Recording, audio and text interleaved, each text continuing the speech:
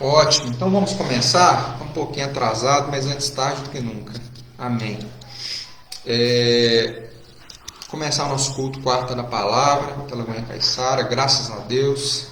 Só lembramos, irmãos, aí, domingo, 18 horas, nosso culto presencial, tá? Estaremos lá e vamos lá. Hoje nossa meditação é Mateus 20, versículo 1. Nós vamos começar o capítulo 20 de Mateus hoje. O tema da nossa mensagem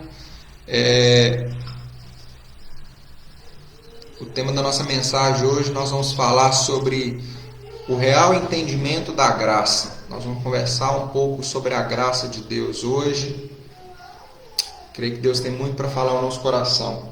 Mateus 20, nós vamos ler do 1, a partir do versículo 1, que diz assim: Pois o reino dos céus é como um proprietário que saiu de manhã cedo para contratar trabalhadores para sua vinha. Ele combinou pagar-lhes 1 denário pelo dia e mandou-os para a sua vinha. Por volta das 9 horas da manhã, ele saiu e viu outros que estavam desocupados na praça, e lhes disse: Vão também trabalhar na vinha, e eu lhes pagarei o que for justos. E eles foram. Saindo outra vez, por volta do meio-dia e das 3 horas da tarde, fez a mesma coisa. Saindo por volta das 5 horas da tarde, encontrou ainda outros que estavam desocupados e lhes perguntou: Por que vocês estiveram aqui desocupados o dia todo? Por que ninguém os contratou? Responderam eles. Ele lhe disse: Vão vocês também trabalhar na vinha. Ao cair da tarde, o dono da vinha disse a seu administrador: Chame os trabalhadores e pague-lhes o salário, começando pelos últimos contratados e terminando nos primeiros. Vieram os trabalhadores contratados por volta das 5 horas da tarde, e cada um recebeu 1 denário. Quando vieram os que tinham sido contratados primeiro, esperavam receber mais, mas cada um deles recebeu 1 denário. Quando receberam, começaram a se queixar do proprietário da vinha, dizendo-lhes: Estes homens contratados por último trabalharam apenas 1 hora, e o Senhor os igualou a nós, que suportamos o peso do trabalho e o calor do dia. Mas eles respondeu a um deles: Amigo, não estou sendo injusto com você. Você não concordou em trabalhar por 1 denário? Receba o que é seu e vá. Eu quero dar ao que foi contratado por último o mesmo que lhe dei. Não tenho direito de fazer o que quero com meu dinheiro? Ou você está com inveja porque sou generoso? Assim, os últimos serão primeiros e os primeiros serão os últimos. Amém. Senhor, nós te damos graças pela tua palavra e pedimos o teu Espírito Santo que nos conduza nessa noite na reflexão desse texto. Que possamos, ó Pai, sair daqui fortalecidos, edificados, ó Pai, transformados através do Teu Espírito. Pai, essa é a nossa oração em nome de Jesus. Amém. Amém. Irmãos, hoje nós vamos falar um pouco desse texto. E esse texto, ele é uma resposta ao questionamento de Pedro, que está no capítulo 19, no versículo 27, que Pedro faz a seguinte pergunta: Então Pedro lhe respondeu: Nós deixamos tudo para te seguir. Que será de nós? Pedro ele questiona a respeito da recompensa, a respeito do que vai ser daqueles que deixaram tudo para seguir Jesus. Então Jesus, logo em seguida, ele começa a contar essa parábola a respeito a parábola dos trabalhadores da vinha. E é interessante porque aqueles homens estavam ali, vamos colocar assim, numa praça, onde as pessoas daquela época ficavam, os ocupados ficavam ali, à espera de algum trabalho, de algum serviço. E o dono da vinha, a gente vê no texto que os primeiros trabalhadores, ele combinou um preço. Ele falou: olha, eu vou dar para vocês 1 denário, que era referente ao salário de um dia de um soldado romano, e era um bom valor, né? Era o salário de um soldado romano na época.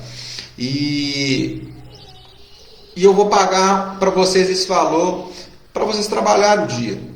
Só que com os outros, ele fala o seguinte: eu vou pagar para vocês aquilo que for justo.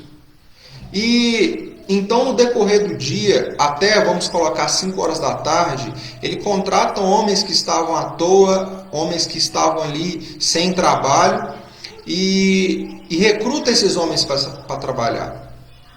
Isso, ele termina o texto dizendo, fazendo a reflexão de que os últimos serão os primeiros e os primeiros serão os últimos. Isso porque isso é uma referência também vamos colocar a antiga aliança e a nova aliança, ao entendimento da lei e do esforço para que de alguma forma pudéssemos alcançar alguma salvação, esse entendimento que a lei trazia para os homens.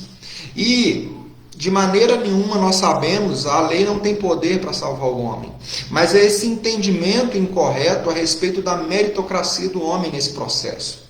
Então, os últimos, ele fala sobre essa nova aliança, onde nós somos recompensados não pelo mérito do nosso trabalho, mas pela graça de Deus. Agora, a reflexão que eu gostaria de fazer nesse texto é porque esses homens ali, durante esse processo dessa parábola, eles cometem alguns erros que impossibilitou eles de uma compreensão correta a respeito da situação. E talvez eu e você, em alguns aspectos da nossa vida, nós possamos vir a cometer o mesmo erro, né? A gente pode, em alguns momentos, cometer o mesmo erro, de nortear a nossa vida pela meritocracia, pelo entendimento de que nós merecemos algo.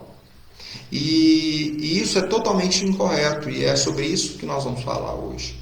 E o primeiro erro daqueles homens que a gente vê na história, desses trabalhadores, o primeiro erro que eles cometem é esquecer de onde eles foram tirados.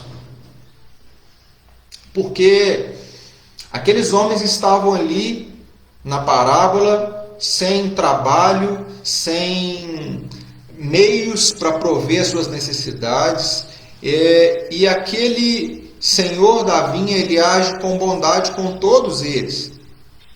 Então, o Senhor da vinha chama eles a trabalhar, chama eles a ter de onde gerar o seu sustento. E o problema daqueles homens que reclamam a respeito e questionam a justiça do Senhor da vinha é porque eles esqueceram de onde eles foram tirados. Eles esqueceram aonde eles estavam, em que situação eles estavam. E se nós vamos falar sobre a graça de Deus, sobre a bondade de Deus, é importante nós sempre entendermos de onde Deus nos tirou. Porque a qualquer momento que a gente venha esquecer daquilo que Deus fez, nós vamos nos colocar numa situação de nos achar merecedores de alguma coisa. É como se aquilo que Deus faz por nós é uma recompensa pelo nosso mérito e não uma bondade de Deus. Na história, aqueles homens estavam recebendo um denário, um salário provavelmente maior do que o que os trabalhadores da vinha recebiam. Era um salário de um soldado romano. Era um bom salário. Mas aqueles homens, ao final da parábola, eles questionam a justiça do Senhor. Mas por quê? Porque eles esqueceram de onde eles foram tirados. Todos aqueles homens, de igual maneira, estavam na mesma situação. E como eu disse anteriormente, a parábola aponta para os judeus, e em específico para um entendimento que as pessoas daquela época tinham a respeito da lei. Porque as pessoas se achavam merecedoras de alguma coisa pelo esforço em cumprir a lei. E de certa maneira Jesus está tratando essa questão. E quando Jesus fala sobre os últimos, ele fala daquelas pessoas que não mereceram. Aquelas pessoas que se a gente for olhar o que elas receberam e o salário delas, talvez a discrepância seja ainda maior, seja mais incompatível o pagamento pelo esforço. Porque aqueles últimos homens, como nós lemos na parábola, eles trabalharam 1 hora só e receberam pelo dia inteiro. Os últimos apontam para essas pessoas que não têm mérito, que não receberam algo de Deus pelo esforço, mas pela simples bondade de Deus. Agora, aqueles homens foram alcançados pela mesma bondade, por quê? Porque eles estavam ali à toa, eles não tinham recurso, eles não tinham como prover o seu sustento. Mas o entendimento errado dos seus méritos fazem ele ter uma percepção errada do Senhor. Por quê? O Senhor foi justo com eles, pagou aquilo que foi combinado com eles, pagou aquilo que foi definido anteriormente. E é isso que nós precisamos entender. Porque a qualquer momento, em qualquer situação da nossa vida, essa realidade é uma aplicação em que a gente precisa entender que tudo aquilo que Deus faz por nós é simplesmente consequência da graça e da bondade de Deus. Porque se a gente perder o entendimento de onde Deus nos tirou e do que Ele fez na nossa vida, nós o tempo todo vamos estar murmurando e reclamando, achando que Deus é injusto e achando que nós somos merecedores de mais do que aquilo que nós temos. Nós não merecemos nem aquilo que temos. E se Deus tiver que fazer mais alguma coisa, é simplesmente pela bondade, pela graça dele. Mas a gente precisa se lembrar, não no sentido de condenação, de se sentir culpado pelo nosso passado, não é uma lembrança no intuito de nos fazer sentir peso e trazer condenação sobre nós a respeito de quem nós já fomos e do que já fizemos, não, mas é simplesmente para a gente não esquecer de onde nós somos tirados e o tamanho da graça e do amor que nos alcançou. E esses homens dessa parábola que Jesus conta, eles cometem esse erro, eles esquecem de onde eles foram tirados.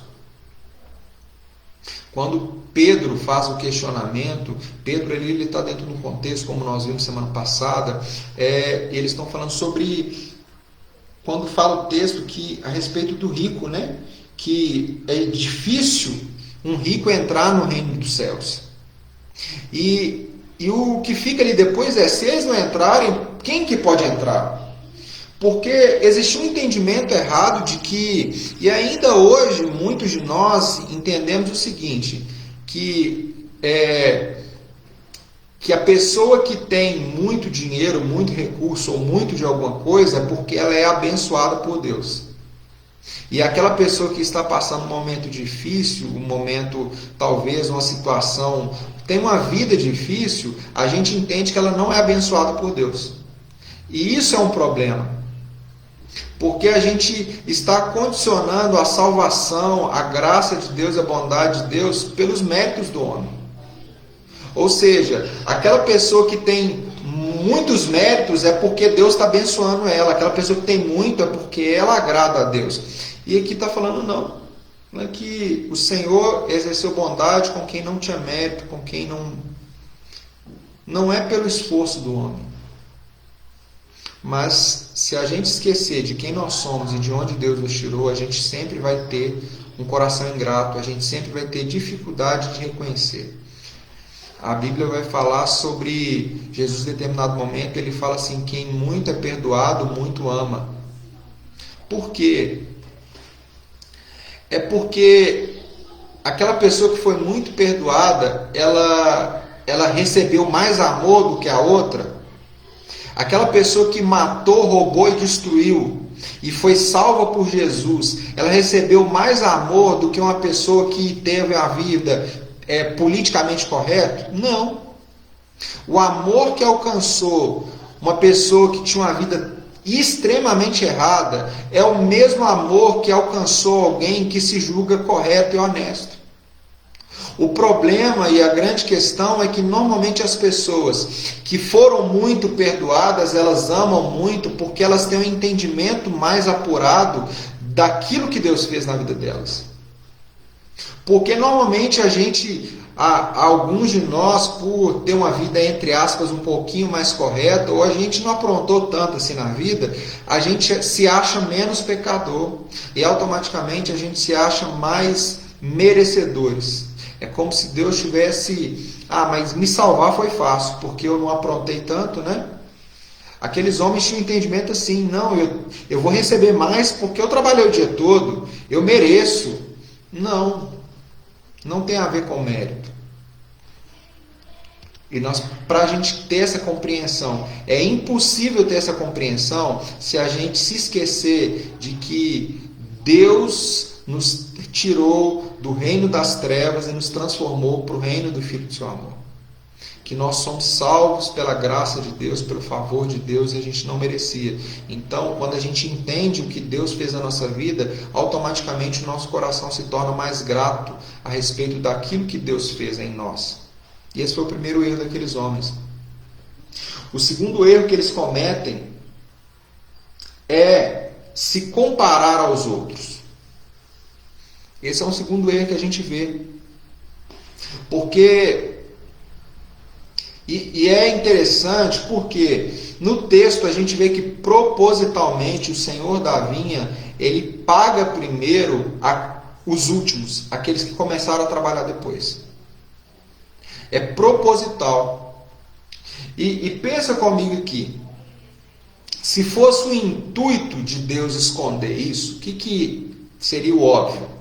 Ele pegaria os que começaram a trabalhar primeiro e pagaria eles primeiro. Porque eles recebendo o salário deles do dia, provavelmente eles iriam embora. E talvez nem ficariam sabendo de quantos outros receberam. Mas propositalmente, Deus ele começa a recompensar os últimos, de uma certa maneira no texto, na parábola, para que os outros saibam também. O intuito da parábola não é esconder, porque Deus não tem nada a esconder, porque Deus é justo. Agora, qual que é o grande problema daqueles homens? Porque eles, uma vez cheios da sua justiça própria, da sua meritocracia, eles se comparam ao outro e se acham mais dignos do que os outros. E isso a gente vai ver claro aí do versículo 14 ao 16, quando ele questiona. Quando eles questionam, existe uma expectativa de receber mais, por causa da meritocracia. Eles se achavam mais merecedores do que os outros. E isso é um problema em toda a nossa vida, porque a comparação é algo perigoso. É algo perigoso porque nós normalmente comparamos a nossa vida, as circunstâncias, e sem ter um entendimento completo a respeito das coisas.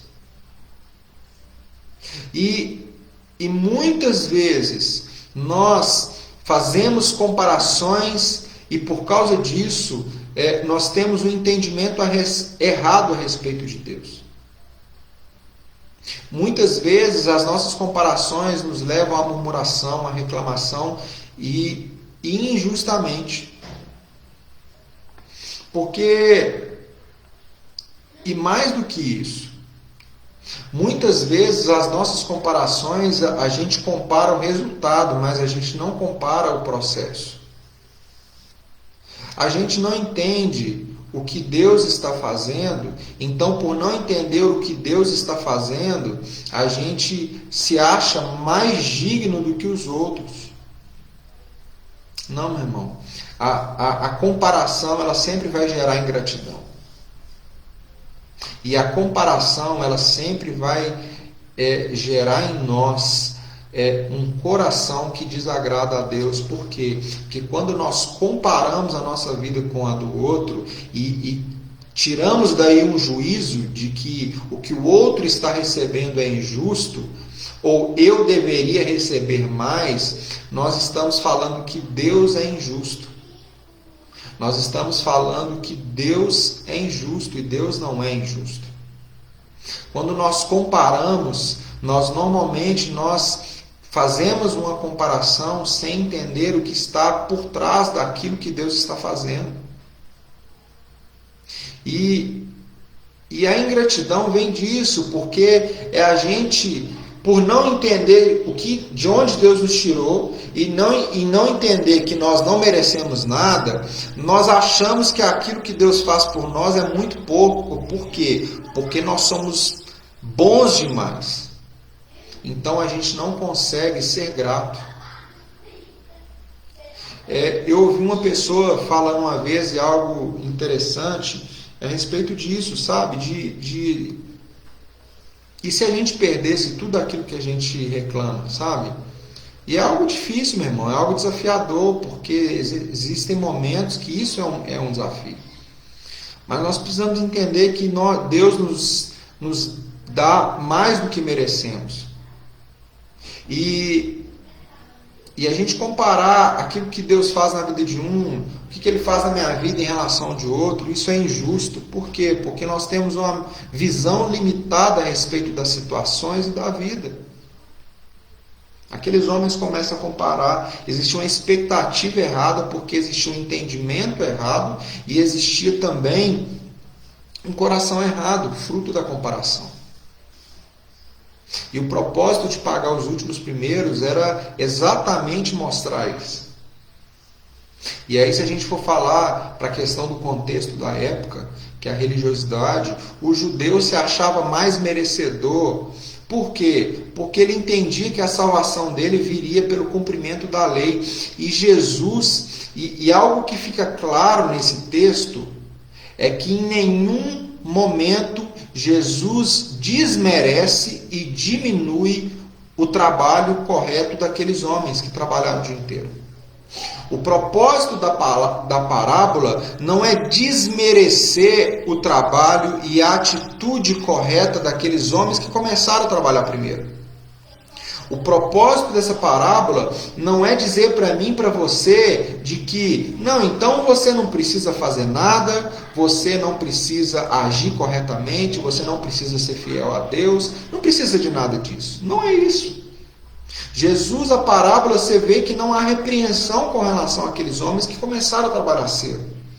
Aqueles homens trabalharam durante o dia, foram corretos e receberam aquilo que foi combinado a eles. Por quê, meu irmão? Que toda obediência a princípio vai gerar respostas. Toda vez que nós somos obedientes a princípios, nós vamos colher das bênçãos da nossa obediência. Toda vez que nós fizermos a coisa certa, a Bíblia vai dizer que de Deus não se zomba. Tudo que o homem plantar, ele vai colher. Isso serve para coisas boas e coisas ruins. Ou seja, aqueles homens trabalharam, eles fizeram aquilo que estava proposto a eles fazerem e receberam a recompensa por aquilo que eles fizeram. O propósito da parábola não é desmerecer o trabalho e, até certo ponto, o esforço.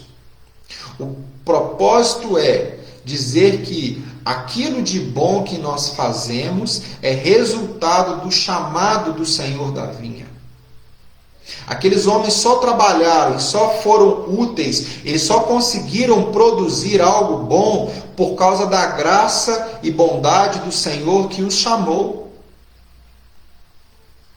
Agora, isso não faz deles merecedores de nada. Eles receberam o resultado daquilo de bom que eles fizeram. Mas isso não torna eles melhores do que ninguém e nem coloca eles numa situação em que eles têm direito de questionar aquilo que eles recebem do Senhor. Nós não podemos comparar nossa vida. E isso tem sido muitas vezes o motivo de muitos corações doentes, amargurados, a comparação. Passamos a nossa vida comparando a nossa vida com a vida de todo mundo. As redes sociais talvez trouxe isso mais à tona. Porque, meu irmão, no Facebook, no Instagram, todo mundo é bonito. Ninguém posta foto descabelada no Instagram. Ninguém acorda de manhã com olheira e com cabelo pro alto e com aquela cara de quem está quase morto, sabe? E vai lá e posta uma selfie. Ninguém faz isso. Então, as redes sociais trouxeram talvez um nível maior de comparação que tem destruído muitas pessoas, porque elas enxergam a vida de todo mundo perfeita e a delas imperfeita. Elas enxergam a vida de todo mundo, como mil maravilhas, e olham para a sua vida e acham que elas merecem mais. E isso gera um coração ingrato, porque é uma pessoa que passa a vida comparando a vida e a história dela com a de todo mundo. E isso é muito prejudicial. Isso vai gerar em nós um coração ingrato, vai nos afastar de Deus de alguma maneira. Esses homens cometem esse erro, aqueles trabalhadores da parábola. Eles se comparam e na hora do peso deles, eles se acham melhores do que os outros. Isso serve para cada um de nós. Muitas vezes, por ser cristãos e por servirmos a Deus, nós nos comparamos muitas vezes com esses trabalhadores. Que talvez como uma comparação disso, a gente pode usar a parábola do filho pródigo. Aquele filho que ficou e que vem reivindicar ao pai os seus méritos. E muitas vezes, por sermos cristãos, nós nos colocamos numa situação em que a gente se acha melhor do que os outros e se acha menos pecador do que os outros. Isso é um problema, por quê? Porque quando nós entendemos a graça que nós recebemos, nós entendemos que o que falta para o outro é receber a mesma graça. Só isso. Nós somos iguais a qualquer outro. A diferença é que nós recebemos algo que nós não merecíamos. Agora, quando a gente entende a fé, a religião, a gente entende tudo na base dos nossos méritos, nós vamos nos relacionar de maneira errada com Deus, nós vamos nos relacionar de maneira errada com as pessoas. Por quê? Porque a base da nossa fé não é a obra da cruz, mas os nossos méritos. Não é baseado num Jesus que é bom, mas é baseado em mim, que me acho bom. E isso vai desviar o nosso caminho para um lugar que não é o que Deus planejou. E o que Jesus na parábola está querendo alinhar de certa maneira para os discípulos e para aqueles homens é que a gente não deve se comparar e achar que por ser judeu, por ser cristão, por ser qualquer coisa, a gente é melhor do que qualquer outra pessoa. Nós somos alcançados pela mesma graça, pelo mesmo favor, que talvez o outro ainda não recebeu. Na história do filho pródigo, a gente vê bem claro que aquele filho chega e o pai faz festa para ele, e o outro, por não compreender quem ele era, ele não conseguiu usufruir daquilo que já estava disponível para ele. Então nós precisamos parar de comparar as nossas vidas para que a gente não carregue um coração ingrato e que desagrada a Deus. E o terceiro erro desses homens é esquecer que Deus é soberano. Vamos ler o versículo, novamente, o versículo 14 até o 16, o que o Senhor fala para aqueles homens. Diz assim, versículo 13: Mas ele respondeu a um deles: Amigo, não estou sendo injusto com você. Você não concordou em trabalhar por um denário? Receba o que é seu e vá. Eu quero dar o que foi contratado por último, o mesmo que lhe dei. Não tenho direito de fazer o que quero com o meu dinheiro? Ou você está com inveja porque sou generoso? O que o Senhor está falando aqui? Olha, o que eu estou fazendo não é um ato de injustiça com você, mas é um ato de generosidade com o outro. Porque ele falou, olha, você não combinou de trabalhar por um denário, eu te paguei aquilo que você recebeu aquilo que a gente combinou. Agora você está com inveja porque eu estou sendo bom com o outro? Meu irmão, você sabe quando que a gente questiona a bondade de Deus? Quando a gente acha que Deus não é bom com a gente. Como eu disse, o pagamento de um denário para aqueles homens já era um valor maior do que era merecido para eles. Mas quando nós entendemos que Deus é bom com o outro, mas Deus não é bom, entre aspas, com a gente, o nosso coração se enche de inveja. O nosso coração se enche de um sentimento de inveja, de amargura. Por quê? Porque a gente coloca numa balança e a gente entende que Deus está sendo bom com o outro, mas não com a gente. Isso não é verdade. E a gente tem... Será que se Deus for tão generoso com a gente, no momento em que Deus decidir ser generoso com a gente vai questionar a Deus da mesma maneira? Porque, meu irmão, isso é um sinal de um coração ruim, quando a gente questiona as bênçãos de Deus na vida das outras pessoas. Sabe? A gente deveria se alegrar. É muito difícil, meu irmão.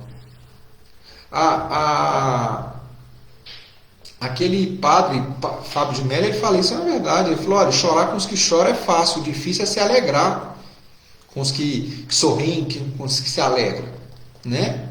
Porque é difícil muitas vezes para cada um de nós se alegrar com a alegria do outro quando não é você. Mas nós precisamos ter esse coração. E esses homens não entendiam o seguinte, que aquele senhor era soberano. O dinheiro era dele, ele faz o que ele quiser, do jeito que ele quiser. Quem somos nós para questionar a forma com que Deus age, o que Deus faz ou como que Deus opera? Quem somos nós? Nós precisamos nos colocar no nosso lugar, na nossa posição e entender que Deus é soberano. E a soberania de Deus opera em conjunto com outro aspecto do seu caráter, que é a bondade e o amor. A soberania de Deus não é algo em que Ele atua com um propósito opressor de destruir, mas a soberania de Deus, ela opera em conjunto com a sua bondade, com o seu caráter bom de amor.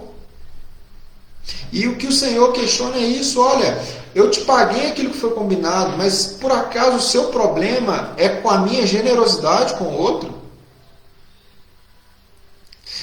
Eu não posso fazer o que eu quero com o meu dinheiro e com o que eu acho e como eu acho que eu devo fazer? Nós precisamos entender que Deus é soberano, irmão. E isso é importante porque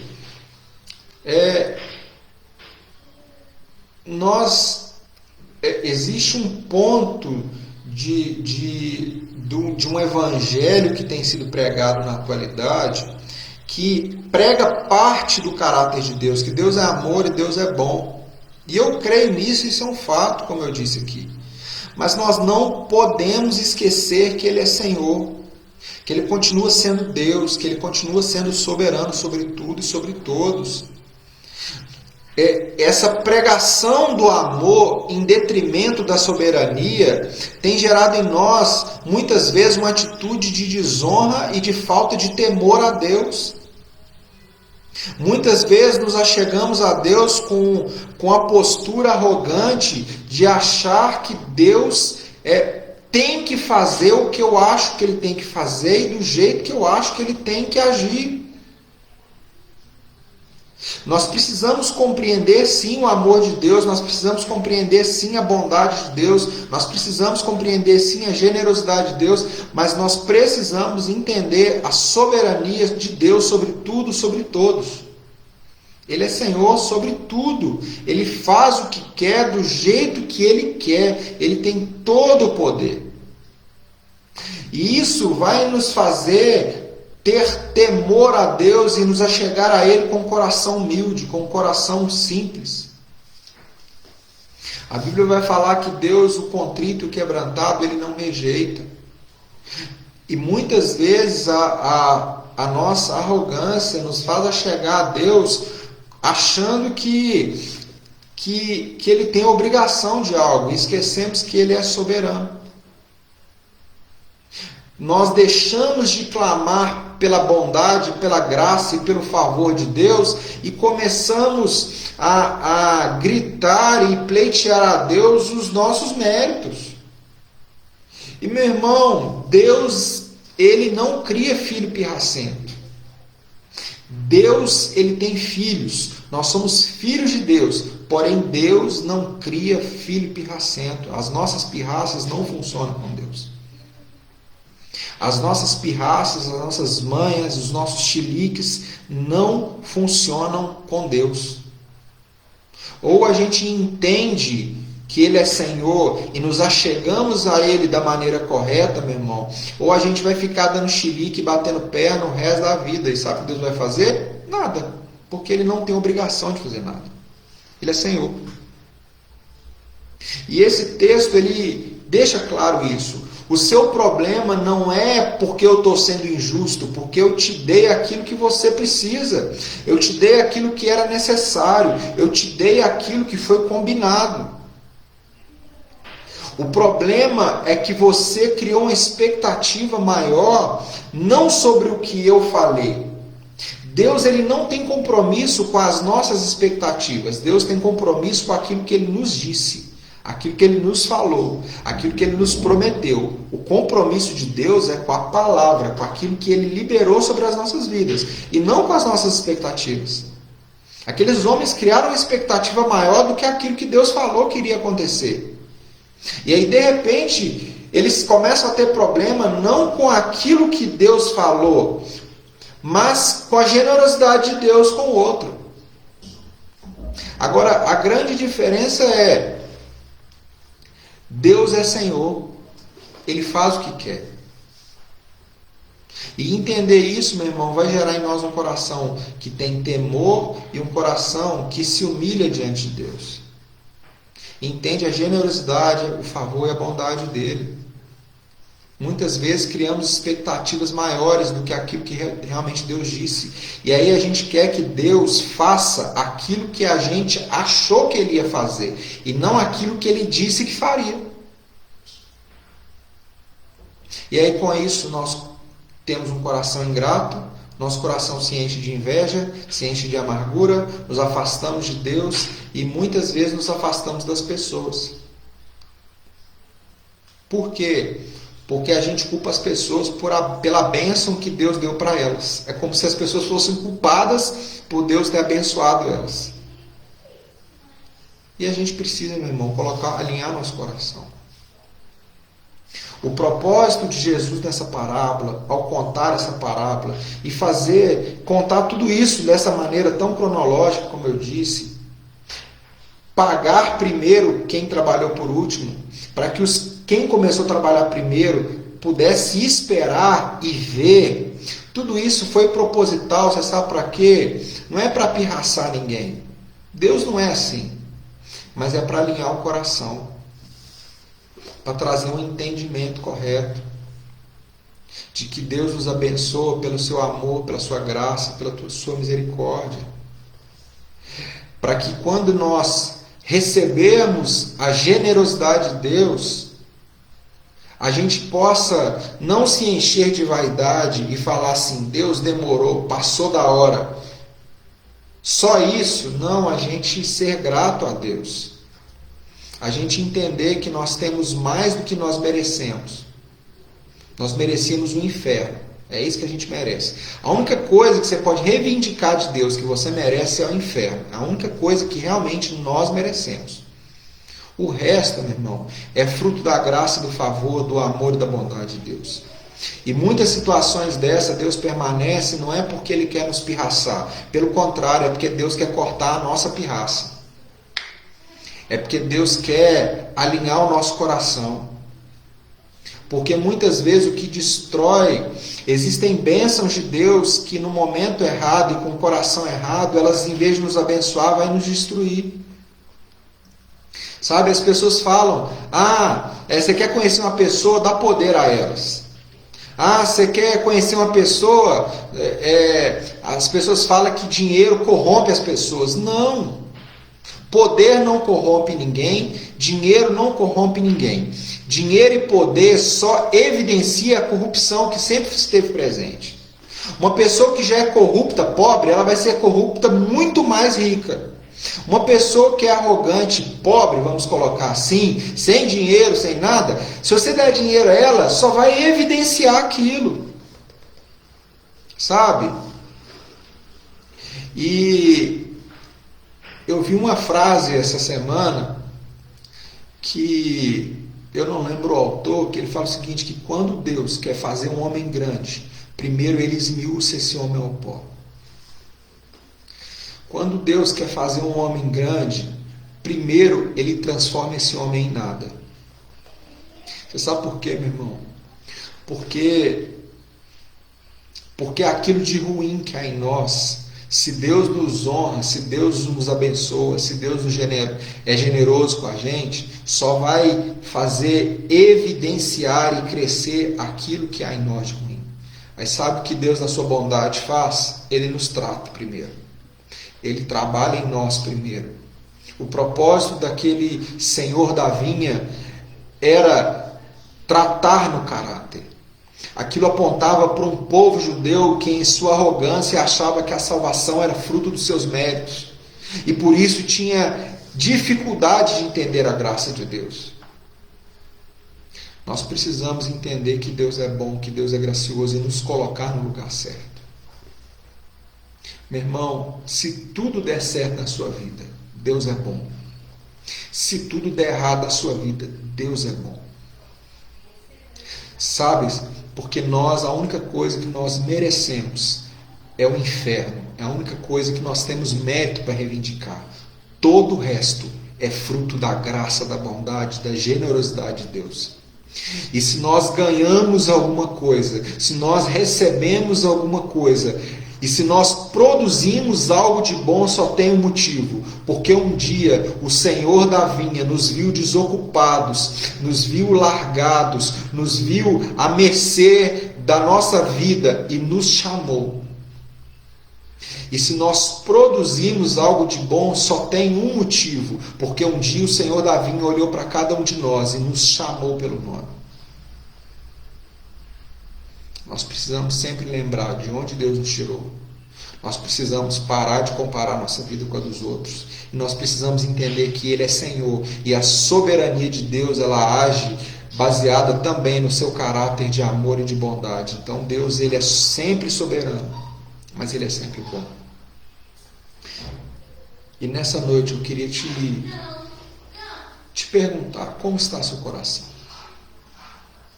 Como está o seu coração?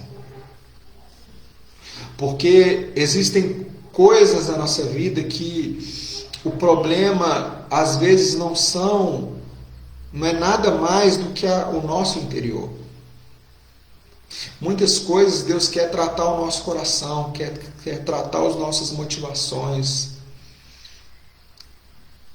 E como está seu coração hoje? Talvez você olhe demais para as pessoas e não consegue ser grato a Deus pela sua própria vida. Não é errado querer mais. Não é errado querer ser abençoado. Não é errado, meu irmão, nada disso. Existe um texto na palavra de Deus, quando o povo de Israel sai do Egito, é liberto do Egito, atravessa o Mar Vermelho. E no momento em que eles questionam a Moisés por falta de comida, Deus ele fala algo que ao meu coração, fala muito ao meu coração isso.